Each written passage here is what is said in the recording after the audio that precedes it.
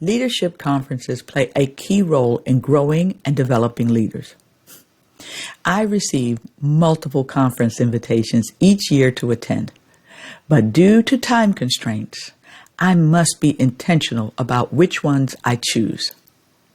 With limited time and competing priorities, I focus on those that offer meaningful value and lasting impact. A few years ago, I attended one such conference that proved to be truly transformative. It was designed for a small group of senior female educational leaders and focused on building the skills needed to step into our next leadership role. The feedback I received gave me clarity and confidence. More importantly, I gained lifelong connections that continue to shape my leadership journey. So today I want to talk about reimagining leadership conferences. You see, leadership conferences often earn mixed reputations in educational circles. At worst, they're viewed as expensive excursions yielding little more than tote bags and temporary inspiration. We've all been there. At their best, however, they become catalytic experiences that transform school leaders and the communities they serve. The difference lies not in the conference, but in how they're approached, experienced, and integrated into broader leadership development. Research by Darling Hammond confirms that isolated professional development events rarely impact practice, but when embedded within coherent leadership development programs, conference experiences become powerful levers for growth. When strategically leveraged, leadership conferences offer unique advantages that other development components cannot.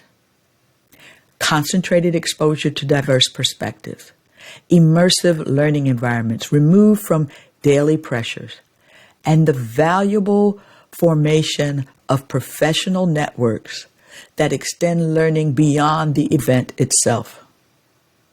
So let's discuss 4 high-impact experiences that drive leadership growth. The first one is one that I enjoy, and that is problem of practice collaboratories. So first, let's talk about transformative elements of this practice.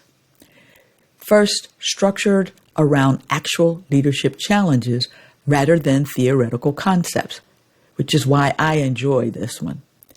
Next is facilitated by skilled practitioners who have successfully addressed similar challenges. And last but not least, cross-district teams working together on shared problems of practice. Now, to do this and maximize learning, here's 3 steps. Before, submit a specific leadership challenge facing your school or district with relevant data. During the event, document solution strategies using structured protocols and commitment templates. After, when you return back to your district or school, schedule 3 implementation checkpoints with conference colleagues. So let's talk about the implementation methods. Create a problem of practice presentation for your leadership team within 1 week of returning, inviting their input on adapting solutions to your context. Establish 30, 60, 90-day implementation milestones with accountability partners from the conference. The next is research practice partnerships. Let's talk about transformative elements. The first is direct connection between researchers and practitioners. Next is exploration of emerging findings with immediate practice implications. And last, structured translation of research into school-specific action plans. This is one I engage in now more frequently in my current role. So how do we maximize learning? Before, review pre-conference research summaries and identify specific questions. During the conference, capture not just what the research says, but how to apply it to your context. And then after, schedule structured study sessions with school teams to explore applications. The implementation methods for this is to develop a one-page research brief translating key findings into your school or district context. Create research study teams that explore implementation through action research cycles, measuring the impact on targeted outcomes. The third experience is immersive simulation experiences. So the transformative elements of this is first, low-risk environments to practice high-stakes leadership skills. Second, immediate specific feedback on leadership moves and decisions. Third, repeated practice opportunities with increasing complexity. So how do you maximize it? Before you go, identify specific leadership skills you want to develop. During, volunteer for multiple simulation rounds, embracing discomfort. After, create personal skill building plans based on simulation feedbacks. That was the kind of conference that I attended that was so transformative. The implementation method, well, you want to recreate modified simulations for your leadership team, allowing everyone to practice and refine critical skills. Video record leadership interactions for 2 weeks post-conference to analyze growth in targeted areas. Now, the last experience is one that I have actually led at different conferences, and it's a design thinking workshop. So what are the transformative elements? Well, first, user-centered approaches to educational challenges, followed by creative problem-solving methods that break entrenched patterns. And last but not least, rapid prototyping and iteration cycles. Maximizing the learning, this is what you need to do. Before, gather stakeholder perspectives on a specific challenge. During, document each phase of the design process with artifacts. When you return, so after, involve stakeholders in refining conference-developed prototypes. The implementation methods, facilitate a design thinking session with school or district teams focused on adapting conference learnings to your specific context. Create pilot opportunities to test new approaches before full implementation. This one I used when I returned back to my former district, and it worked well with my team that I led. We were able to solve some budget constraints that we were struggling with before using this process. So I highly recommend it. Now, with each of the experiences, there are common conference pitfalls. So let's discuss them because the research is clear. Conference learning rarely transfers without intentional structures.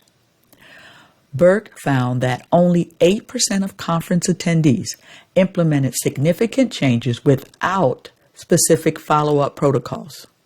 So common pitfalls include, first and foremost, information overload. So how do you address that?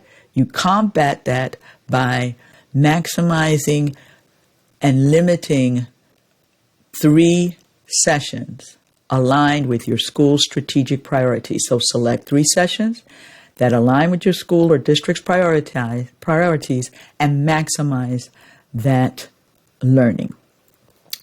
Number 2 is isolated learning. You overcome this by attending and implementing with partners or connecting with peers focused on similar challenges. The third is implementation amnesia. Address this by scheduling 3 post-conference implementation meetings before leaving the conference. Number 4, initiative collision. Prevent by explicitly connecting conference learning to existing school priorities rather than adding new initiatives. This is one I work on because no one wants the leader to come back with 15 new initiatives on top of the work that's already there. Number 5 is isolated learning. To overcome this, you want to make sure that you're attending with implementation partners or connecting with peers focused on similar challenges. Number 6, implementation amnesia. Address by scheduling the post-conference implementation meetings before leaving the conference. And last but not least, number 7, initiative collision. Prevent by explicitly connecting conference learning to existing school or district priorities rather than adding new initiatives. Now, I know you're wondering, that's a lot of stuff that you've talked about, Kim, so far. But what is the evidence for conference impact? Well, I'm so glad you asked. Because when properly leveraged, leadership conferences significantly impact leadership capacity. A longitudinal study by Grissom and Hargraves found that leaders who attended conferences as part of structured development programs demonstrated, first, enhanced problem-solving capabilities applied to school or district challenges. Next, broader implementation of evidence-based practices, followed by stronger professional networks that sustained improvement efforts. And last but not least, more innovative approaches to persistent problems.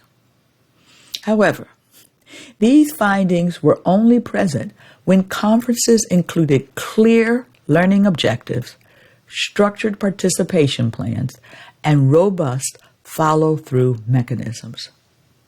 So how do you make conferences count? Well, to maximize leadership conferences as development experiences, consider this actionable framework.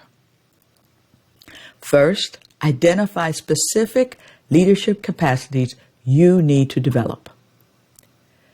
Followed by, map conference offerings to these particular development needs.